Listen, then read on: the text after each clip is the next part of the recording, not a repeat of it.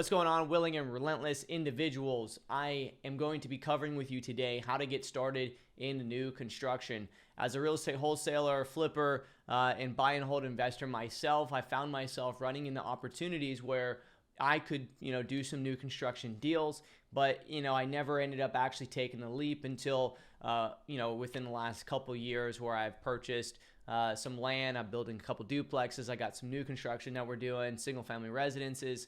And the process in doing and learning and making sure that you do it the right way and you don't shoot yourself in the foot, it's pretty important to understand. It's pretty important to learn. And that educational barrier is what kind of limited me. So I would always end up just wholesaling the land to a builder. Now, this was really important in my education path, which is information tip number one. We'll switch over here. Is to educate yourself. Educating yourself is a really important step into getting into anything new that's requiring you to put time and money and obviously your reputation on the line. And so the very first thing that you can do is educate yourself on what is land's value and how do you get land under contract, right? And once you understand that, then you can figure out, well, maybe I can wholesale this land to somebody and, a builder and then maybe learn from them, right? So education is a really big part of it. And obviously you're doing that right now. So you're in a really good position to do that or you're already doing that. So, I already know that you're doing okay. The second thing is learning how to market. Learning how to market is really important because obviously, earlier I mentioned you can get some land under contract. Well, you don't know how to get land under, if you don't know how to get in front of people that own land, then there's no point, in moving any further because unless you're going to buy from the MLS, but that's really the start of everything, right? The start of everything is being able to get in contact with homeowners that actually own land so that you can make an offer and actually get under contract. So you got to, again, this goes back to education. It's really 4 steps. Education is just the thing that's part of everything. But you got to educate yourself on how you actually can get in contact with homeowners in order to actually, buy their land. Now, you may already be doing this if you're a wholesaler, right? If you're a wholesaler, you're already marketing single family residences. And so how do we actually, and what would I do in order for me to get a list of land? It's pretty simple. I'll just share my screen really fast over to here. This is a form that you request. And you can actually literally go over to reisif.io. And when you come over here, if you're an REISIF user, what you can do is you can go inside your account and make a request for data. So I'm going to go ahead and log into my account here. And when I log in, on the top right corner here, I can click Talk with Us. And when I do that, I can click Message, ask a question, and then submit a data request. That's going to give me a URL that I can click on to fill out a form in which I can get some data. So you just select your subscription plan, which basically means, and it says here at the top, essential users can have up to 5,000 records, professional users get 10,000 records every month, and business users can get 25,000 records every month. Now, all we have to do is come down here and choose property type and just say land.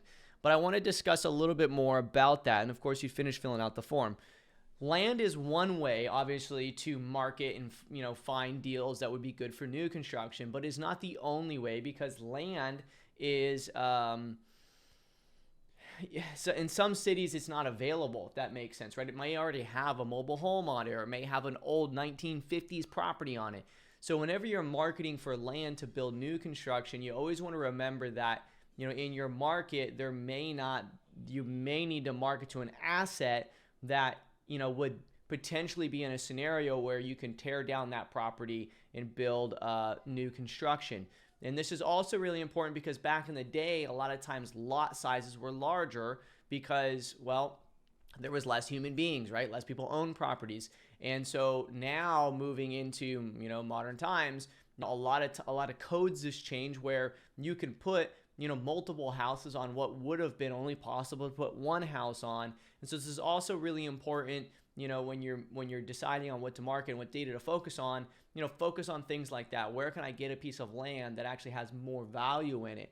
For example, I have a property I'm under contract with right now to build 2 houses in Niceville, and it's a single family residence right now, but I could build 2 houses on it. So I'm buying the lot and I'm splitting in half, and then I'm building 2 homes.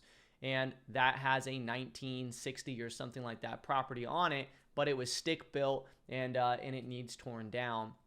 And so this is a really great example where I can make sure that, hey, if for whatever reason that didn't fit my criteria to build on, I could have just wholesaled it, or I could have flipped it. So it's okay to pull lists which are not land lists, but instead a specific criteria, and you can find this information really easily. This is my tip to do that. Simply go to your county and look up, or Zillow, either one, look up some new construction properties, look at the lots, and then go to your county and search that lot and just look at the history of it. See what it used to be before the new construction was built. Do that. Find hopefully between 5 and 10 properties that you can do that on, and you're going to start building a criteria that you can use to then pull an identical list in your market and start marketing to those as well. And again, if you end up getting a property that, hey, it's okay, you don't need to tear it down, then, list it for sale as an agent, wholesale it, or flip it, or whatever. But it's about putting yourself in a position where the properties that you do market to, enable multiple different options in order for you to be able to make money from it. In this case, we're talking about new construction. So anyway, when you come over here and you fill this out, you can obviously do land, and then also you can end up pulling a list of, say, mobile homes, which is something I highly recommend if you're in a state that has mobile homes, because mobile homes are, depending on how old they are, they're really easy to remove, they're cheap to remove, and most of them end up getting into a condition where it makes sense, where you can buy the property for land value, and the people that are selling those assets, they typically understand it from that perspective, okay? So that's a place to get data, and that's the first thing. Now, what would I do in order to actually market to these homeowners is very simple. I would take that list, I would get it from support, and then all I would do is go to my account. Let me turn on my sensitivity mode really fast. And you can use any tool for this. I'm just showing you what I would do in my business right now. Is I would then upload that file, add data, upload not list inside of REISIF, and I would name the list land, for example, okay? And I would upload that list into my REISIF account, and then I'd go to my records page, and I would filter by that list that I just uploaded. And let's just say that list is, I added a land as an example in here. There's not actually land. I'm just going to choose the multifamily list as an example here. Let's just say this is a land list. I would then select those records, and I would just send them to an integration partner. I really love using Smart Dialer, and you can use the code REISIF30 in order to get a discount, 30% off for 3 months from them.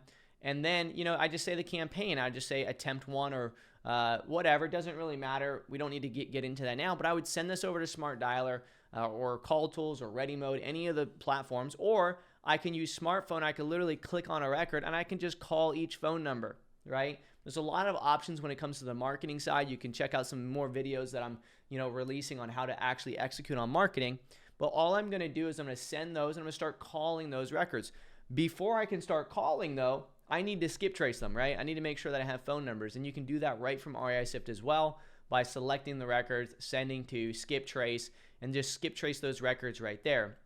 If you don't know what skip tracing is, it's basically where you get, phone numbers for the homeowner, and then you can click and call those phone numbers or call them through a bulk dialer. Again, this is all about, you understanding the steps that I would go through, not necessarily the, nitty gritty of in between. But if you have any questions on how to do the nitty gritty in between, just comment below and I'll do a Loom video and I'll send it to you, or I'll do another video to teach you how to do that. Okay, so going back over to the iPad, we're educating, we're feeding our information about the different things that we can do, right? What is the value of a property, right? Or land? How do I find out that information? How do I now get the data? We got that under lock. How do I market to it? Okay, I send it to a bulk dial. I call through those numbers, or I manually click to call it. Very simple processes there. In the REISIF community, you can learn a lot of that. Okay, and then networking. Networking is a really important part of this because you want to go to local meetups in order to find people who are out there already marketing, or builders that are coming together, learning more contractors. These contractors typically work with builders. So networking is a really big component of this because it allows you to understand, who's moving and shaking in your market to be able to actually work with the right people who are experienced. Because again, if you work with the wrong person, if you're dealing with new construction here, there's a lot that goes into going from the ground up. And the other really big reason on why networking is super important is because these people already have relationships that you don't have with the county, with engineers, and these individuals that are needed to make sure that you can actually get into new construction.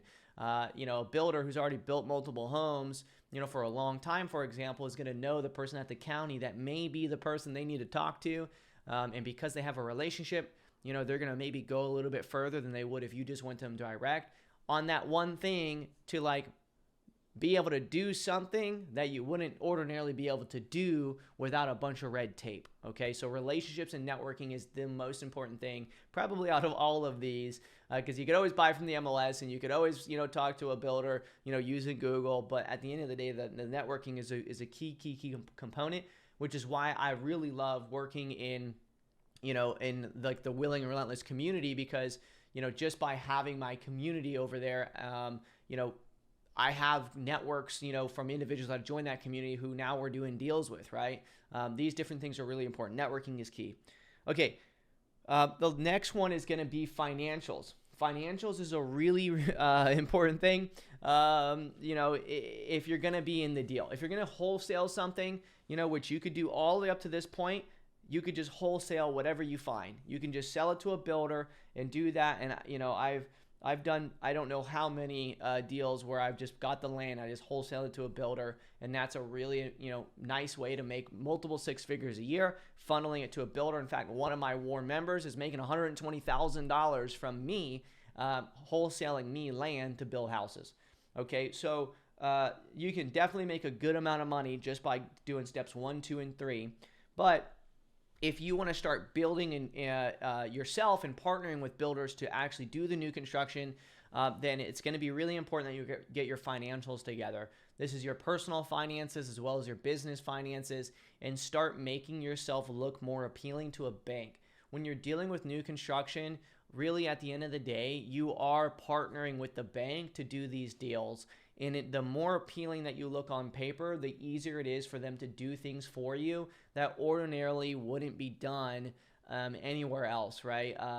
They'll maybe change. They're obviously limited by regulations and things like that. But when you're dealing with different banks, especially banks that have all their money in house, they're gonna maybe as they build a relationship with you, and if your financials look really good, they're gonna sacrifice on some things versus what other banks may not. And it's a lot easier if you just get your finances in order. Some tips to do this would be to make a Google Drive, make sure that your tax returns are in there, make sure that you have a balance sheet for your personal life, like how much money you have in the bank, what are your debts, if you have multiple LLCs, what's your ownership in them, what is your articles of incorporation. Like getting all of that stuff together is going to make it a lot easier for you to seize opportunity when opportunity is available. In the Willing and Relentless group, whenever anyone enters into that community, for example, one of the first things that I do with them is I make sure that they fill out a financial scorecard, and then when we do our 90-minute one-on-one, when they enter into the community, right, we review that together, and I give them tips and advice on how we can make that balance sheet look better, so that when there is time to seize an opportunity, we don't have some sort of delay where we got to gather all this information and now the opportunity may leave, may dissipate because we didn't have our shit together. So there's that one. The next one is going to be legal. And that's our last one that we really care the most about. And this is obviously one of the most important. So what I have here in front of me, is a couple documents. And I just want to show you, I just want to explain them to you just a little bit. So one of them is whenever you're dealing with a builder, you're going to have what's called a custom home construction agreement. This is basically the agreement with what your builder is responsible to complete. And it's a very important document to have in place because, well, if you're in a partnership, right, and their construction and what you expect from them to do needs to be outlined, and so you're going to have that. So that's one document you're going to need. The other document that you're going to need if you're partnering with a builder, is going to be basically an operating agreement. In this case, I don't know what's on the back of this. An operating agreement. And the operating agreement is essentially saying, hey, what is the builder responsible for, or what is your partner on that deal responsible for, and what are you responsible for? And it will outline all of that all together. And obviously you're going to need an attorney to draft this stuff for you. Anytime you're creating an entity, you always need minutes, basically, and those minutes are essentially an explanation of what was covered during that meeting and agreed upon. And then lastly, just a generalized agreement that is in place that says, hey, this is what my entity is responsible for, this is what your entity is responsible for, and that gets attached with your minutes and was discussed through your minutes, and is really what actually builds out that operating agreement. And so those are the 4 documents that you're going to really need if you're going to be getting into new construction. The other documents that you're going to need if you're also the one marketing is you're going to need a purchase and sales agreement to make an agreement with the seller. And then you're also, if you're going to be doing assignments, you're also going to need to have a assignment agreement in order to make sure that you can assign that purchase and sales agreement over to the builder if you're not the one buying it. Okay, so hopefully that helped you guys out and just at least planted some seeds on how you can get started in new construction as a wholesaler or as a flipper, or as somebody who might be looking to get into real estate. It's a very great avenue, and right now in 2024 it's going to be a great time for new construction. New construction has not slowed down at all throughout the last few years compared to other assets. New construction is selling much quicker because people are realizing, well, if I'm going to spend this much on interest, I might as well spend it on a new property, right? So hopefully this was valuable to you. Don't forget to be willing, be relentless, fist pound that like button, and don't forget to also hit the subscription button there and hit the bell if you want to get notified for more content. If you have content ideas and you really want to learn some more information, put it in the comments below, and I'll be sure to make sure I document it and we get some more information out to you on what you're currently struggling with inside of your business. Thanks so much. Hopefully you like this raw kind of format, and if you don't, I'm sorry, but I just want to make sure I'm getting the value out to y'all, and then we'll refine it later, okay? We'll see you later. See ya.